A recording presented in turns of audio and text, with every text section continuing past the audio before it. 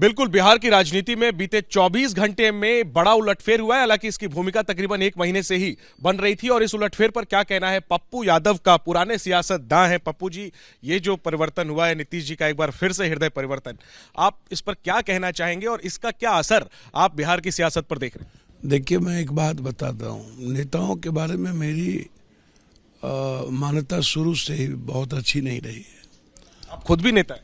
नहीं, मैं नेता के रूप में अपने को कभी देखा भी नहीं, और बहुत गंदी राजनीति और राजनीति जो वर्तमान में है, सियासत का जो खेल है सत्ता के लिए, जनता के लिए नहीं, वो परेशान करता है। और कभी कभी मन करता है कि हमारे जैसे लोगों को राजनीति करनी चाहिए या नहीं करनी, छोड़ देनी चाहिए। और जो बिहार का कैरेक्टर था, आप शेरशाह सूरी को याद कीजिए, 4 साल ही तो रहे थे सत्ता पर, दुनिया के इतिहास में आज भी जिंदा है ना वो वर्ल्ड में। आप कर्पूरी ठाकुर जी को याद कीजिए, 2.5 साल ही तो रहे थे मुख्यमंत्री। आज इस भारत में उस प्रासंगिकता उनके विचारों के, उनके चरित्र का, उनके चिंतन का, उनकी राजनीतिक सुचित्रता का, सत्यता का आज एक लोगों के जीवन में एक। अब जब आप नीतीश कुमार को 2-2 साल पे पलटी मारते देखते हैं, आप क्या कहेंगे ताजा जो उनका फैसला इस पर? मैं नीतीश कुमार जी का व्यक्तिगत तौर पर मैं कोई आलोचना नहीं करूंगा और मुझे कोई मतलब भी नहीं है। मैं कभी नीतीश कुमार जी के न साथ रहा न कोई मतलब रहा। देखिए, फैसले आप इस बात को समझिए, ये नीतीश कुमार जी या तेजस्वी यादव जी के लिए क्या है और नरेंद्र मोदी जी के लिए, मुझे नीतीश कुमार जी से ज़्यादा आश्चर्य नरेंद्र मोदी जी पे लगता है कि देश शर्म से झुक गया दुनिया में।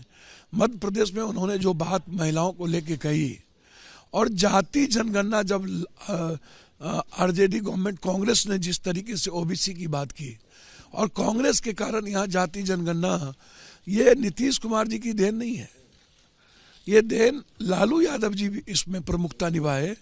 जाति जनगणना और 75% आरक्षण तो स्टालिन ने भी सबसे ऊपर, और स्टालिन ने तो बीपी सिंह को की मूर्ति स्थापना की। ये जो हुआ है अपने जेडीयू आरजेडी बीजेपी के साथ है, आरजेडी कांग्रेस छोड़कर, अब इसका क्या असर आप देखते हैं आने वाला लोकसभा चुनाव? देखिए, आप बेफिक्र रहिए। नरेंद्र मोदी, अमित शाह यहीं आके बोले थे कि बिहार की जनता को मैं आश्वस्त करता हूं कि इस जन्म में नीतीश कुमार बाबू, सुशासन बाबू बीजेपी में नहीं आएंगे, और उनका ये कैरेक्टर इसी पूर्णिया में उन्होंने कहा था। तो जब वो आश्वस्त कर चुके थे कि अब नहीं आएंगे, तो बिहार की जनता भी आश्वस्त शुरू से हो चुकी है कि अब हमें नहीं देखना है। बिहार की जनता बहुत कैरेक्टर वाला है, ऐसा नहीं है, आप इसको मान के चलिए।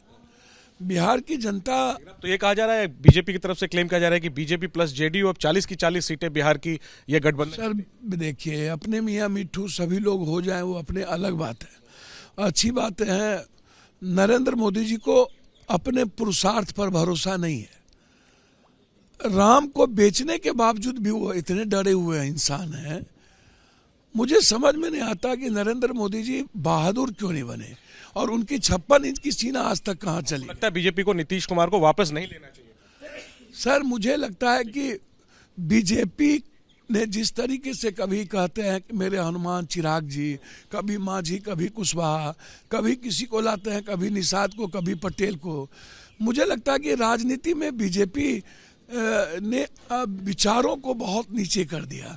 और नरेंद्र भाई मोदी जी के बारे में मैं सिर्फ इतना कहूँगा, उनको आज चिराग पासवान और मांझी को गाली देने वाली बात, और जो बात गिरिराज सिंह जी ने नीतीश कुमार के बारे में, और मिटा देंगे, खत्म कर देंगे, पगड़ी बांध रहे थे कि हम पगड़ी हमारी नहीं खुलेगी, अब पगड़ी, हमको लगता है कि नीतीश कुमार को मिटा ही दिए बेचारे इन लोगों ने। तो राजनीति और व्यक्तिगत जीवन में जो सुचित्रता एक लीडरशिप की होनी चाहिए, नीतीश कुमार जी अपना तो जो खोया, मैं दिल से कहता हूं कि नीतीश कुमार जी, आप किसी बच्चे से पूछ लीजिए, रिक्शा ठेला वाले से पूछ लीजिए, तो वो ये कहेंगे कि नीतीश कुमार जी ने बिहार की राजनीतिक जीन जो थी, जेपी लोहिया से लेके गांधी से लेके अभी तक का, जिसको हम वैशाली की धरती कहते थे, और उस बिहार को पूरी दुनिया में अब नरेंद्र मोदी जी को कहना चाहिए कि हम दोनों के चलते बिहार की राजनीतिक विचित्रता पूरी दुनिया में उसकी नजरों में गिर चुकी है। लोगों का मानना है कि इतनी गंदी राजनीति, देखिए मैं ना नीतीश कुमार जी के खिलाफ हूँ ना मुझे कोई एनडीए में मैं हूँ।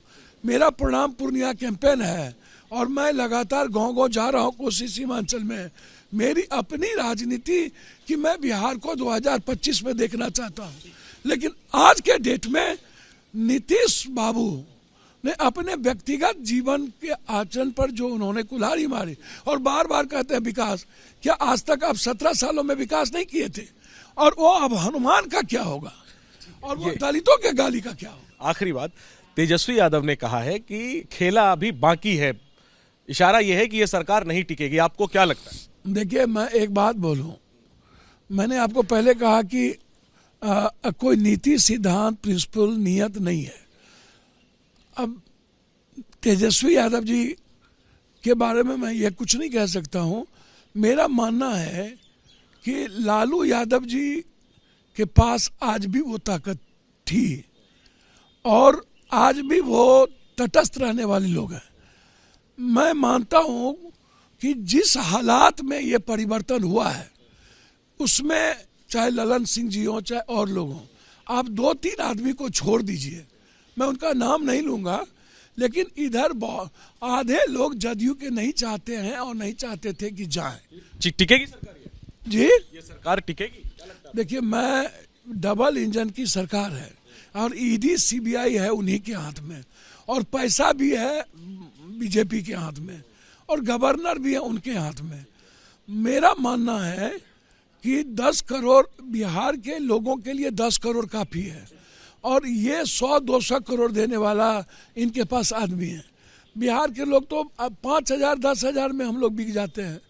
तो बहुत विवादित बात आप बोल रहे हैं, आप पर सवाल उठेंगे कि आप बिहार को बदनाम कर रहे हैं। ये कह रहे हैं कि 5,000 10,000 में लोग बिक जाते हैं। आप सर हम नेता की बात कर रहे हैं ना, बिहार के बारे में कहा था कि यहाँ तो खुददार होते हैं लोग। सर बिहार की जनता ना खुददार होती है। अच्छा, आप नेता की बात कर रहे हैं। हम तो नेता की ना बात कर रहे हैं कि ये लोग कपड़े बदलने तक में बिक जाते हैं। नेता लोगों का कोई कैरेक्टर है। आप वार्ड सदस्य, आप अभी प्रमुख पर जो अविश्वास प्रस्ताव लग रहा है 2 लाख के चलते न लग रहा है जिला परिषद पर, तो आप नेताओं के बारे में आप ये समझिए कि यहाँ 10 करोड़ की डाक काफी है और पैसा से खरीदने की ताकत बीजेपी के पास है और ईडी सीबीआई भी है और ऊपर में मोदी जी भी हैं और मोदी जी से ज़्यादा मैंने दुनिया में आज तक बदलते, आप रामविलास पासवान के फोटो को फेंक दिया, क्या क्या नहीं मांझी के बारे में अपमानित किया, कितनी गालियां नहीं दी बीजेपी के लोग, और नरेंद्र भाई मोदी प्रदेश के प्रधानमंत्री को मुझे लगता है राम पर भरोसा नहीं और उद्घाटन कर लिए। अब तेजस्वी यादव जी जो बोल रहे हैं उसमें यह है तथ्य है कि जदयू के एमएलए, आप लिख लेना, वो लौट के एक कोठो नहीं आएंगे, एक भी लौट के एमएलए में नहीं आएंगे। और विधानसभा चुनाव में, आप अगले विधानसभा चुनाव जी, और 14 सीट में देखिए बीजेपी कितनी सीट जीतेगी मैं नहीं जानता हूं, आधा जीते पूरा जीते। नीतीश बाबू जो 1400 सीट लेंगे ना या 16 लोकसभा में, मुझे लगता है कि 2 3 4 काफी है। नीतीश कुमार जी को बिहार की कोई जनता, खास तौर पर ऊंची जात के लोगों से को जो इन्होंने गाली दिया, अब ऊंची जात के लोग कहते थे कि जाति जनगणना गलत हुआ है, अब ये क्या डिफाइन करेंगे। और अब नीतीश बाबू विशेष राज ले लो ना, आप जब आते हो तो विशेष राज की चिंता हो जाती है आपको, और विशेष पैकेज तो मेरा डिमांड है अब विशेष राज बिहार के लिए। लेकिन नीतीश कुमार जी, आपसे मैं कहूंगा जब विकास होगा तो आप तो कहते थे विकास विशेष राज के बगैर विकास नहीं होगा, यही बोलते थे ना, तो विशेष राज के बगैर तो अब विकास होगा नहीं। तो आप हमें एक बात नीतीश कुमार जी बताएं कि जाति जनगणना में आपको इन्हीं लोगों ने कहा कि जनगणना सही नहीं हुई, बीजेपी के लोगों ने, और ये आरक्षण का तरीका गलत है। आप कहते थे सुप्रीम कोर्ट गए, अब जिसके जो जाति जनगणना के खिलाफ थे उसी के साथ चले गए, तो आपको वोट मिलेगी, देंगे वो वोट, बीजेपी को दे देंगे भूमिहार समाज, राजपूत समाज के लोग, नीतीश बाबू को देंगे जो एकल पद में भी गाली सुने थे, आखिरी और जाति जनगणना हमने दिया। आप मुद्दों पर कह रहे हैं। आखिरी बात, आपने तेजस्वी यादव, नीतीश कुमार, नरेंद्र मोदी सब पर बोला, ये बताइए कि पप्पू यादव का क्या होगा? आपको लेकर लंबे समय से इंतजार किया जा रहा है बिहार की राजनीति में, क्या आप कांग्रेस में शामिल होंगे? क्या आप कांग्रेस के साथ गठबंधन करेंगे? क्या आप महागठबंधन में शामिल होंगे कांग्रेस आरजेडी के साथ? आपने अपने बारे में अब आगे के लिए क्या सोचा है? देखिए, लालू यादव, तो ये सवाल इसलिए भी क्योंकि हम पूर्णिया में बात कर रहे हैं और राहुल गांधी पहुंचने वाले हैं अपनी न्याय यात्रा को लेकर, किशनगंज से पूर्णिया होते हुए ही आगे बढ़ेंगे। देखिए मैं बहुत क्लियर हूँ, मेरे बारे में जनता ही सोचती है। आज तक आप उठा के देखिए, मैं पूर्णिया से हमेशा इंडिपेंडेंट चुनाव जीता हूँ। 3 बार मैं इंडिपेंडेंट जीता, 2 बार मैं मधेपुरा से गठबंधन में जीता, दल से जीता। लालू यादव का दिल जब भी बड़ा हुआ है, होता ही है, हुआ ही है, हमेशा से कोसी सीमांचल और मिथिलांचल की राजनीति जब भी आती है उसमें पप्पू यादव मिट्टी और खून का रिश्ता, घर और आंगन का रिश्ता इस इलाके से है। हम यहाँ जन्म लिए हैं और कोसी सीमांचल वैसे तो पॉलिटिकल वैक्यूम पूरे बिहार में। आपको कौन नहीं जानता है? आप ये बताइए, आप आने वाले लोकसभा चुनाव को लेकर आपने अपनी रणनीति क्या बनाई है? अकेले लड़ेंगे या महागठबंधन में रास्ता तलाशेंगे? रणनीति जनता ने तो पूर्णिया की और कोसी सीमांचल की बना दी कि पप्पू से अच्छा कोई नहीं, पप्पू मेरा बेटा है।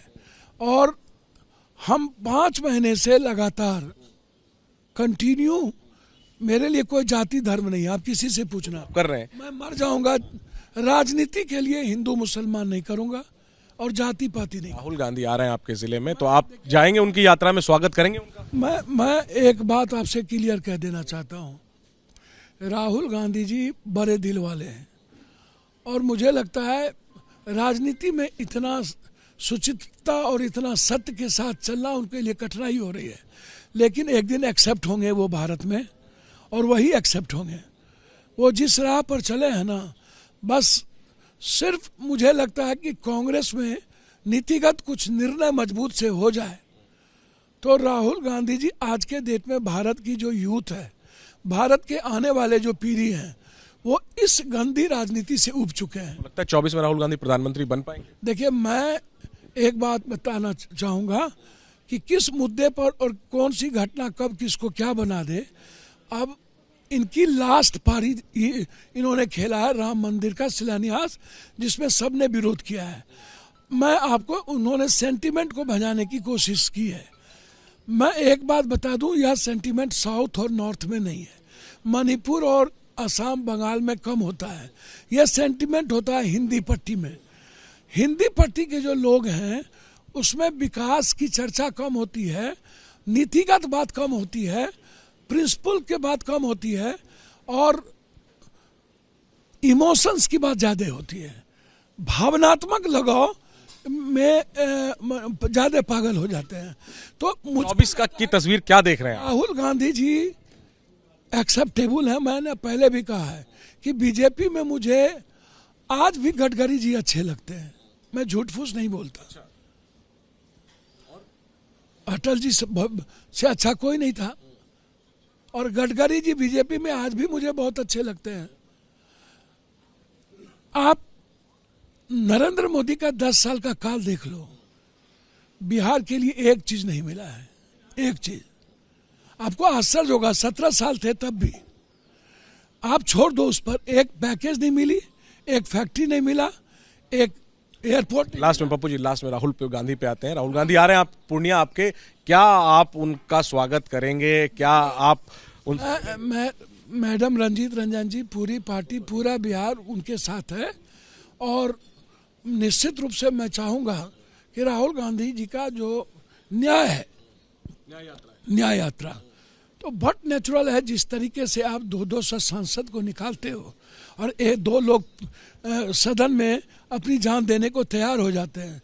और डेमोक्रेसी की ये स्थिति है कि कभी हेमंत सोरेन की गिरफ्तारी करते हो, आज ईडी से पूछोगे तेजस्वी से, कभी लालू यादव और राबड़ी देवी पर चार्जशीट कर देते हो, कभी आप ममता के भतीजे को, तो कभी आप उद्धव ठाकरे के बेटे को, तो कभी आप, तो डेमोक्रेसी नाम की चीज़ वो ईडी और सीबीआई में सीमित हो गई। मुझको लगता है कि न्याय का मतलब ही है कि इस देश के संविधान के साथ न्याय करना। सैद्धांतिक तौर पर साथ है राहुल गांधी। मैं नीतिगत तौर पर, और भारत का जो संविधान है, बाबा साहब अम्बेडकर जिसके ये लोग दुश्मन हैं, और ओबीसी के सबसे बड़े, इन्होंने तो आरक्षण ही खत्म कर दिया। न आप क्या जवाब देंगे, न नीतीश कुमार वो समझे जब कहते हैं कि आरक्षण से इसको कोई मतलब नहीं है।